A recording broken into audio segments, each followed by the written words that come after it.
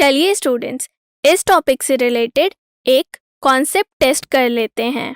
इस क्वेश्चन में आपसे पूछा गया है कि सलाइन हाइड्राइड्स जो कि वाटर के साथ वायलेंटली रिएक्ट करके फायर प्रोड्यूस करते हैं और CO2 that is carbon dioxide जो कि एक बहुत ही अच्छा फायर एक्सटिंग्विशर है, तो क्या हम कार्बन डाइऑक्साइड को इस केस के लिए भी यूज़ कर सकते हैं? स्टूडेंट्स, आप इस क्वेश्चन को 1 मिनट तक के लिए पॉज कीजिए और इसे सॉल्व करने की कोशिश कीजिए। आई होप आपने इस क्वेश्चन को अब तक सॉल्व कर लिया होगा। तो चलिए इस क्वेश्चन का सॉल्यूशन देख लेते हैं। सलाइन हाइड्राइड्स जैसे कि सोडियम हाइड्राइड और लिथियम हाइड्राइड वाटर के साथ रिएक्ट करके फायर प्रोड्यूस करते हैं।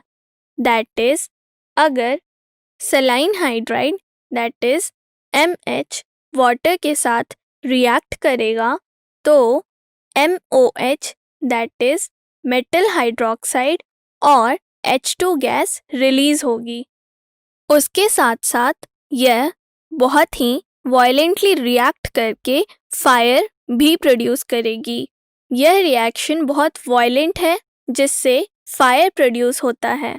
तो स्टूडेंट्स, कार्बन डाइऑक्साइड जो है वह डाई ऑक्सीजन और डाई हाइड्रोजन दोनों से ही हेवियर है। इस वजह से यदि हम CO2 को इस केस में यूज़ करें तो CO2 that is carbon dioxide fire को एज अ ब्लैंकेट कवर कर देगी, जिससे कि डाई ऑक्सीजन और डाई हाइड्रोजन की सप्लाई बंद हो जाएगी।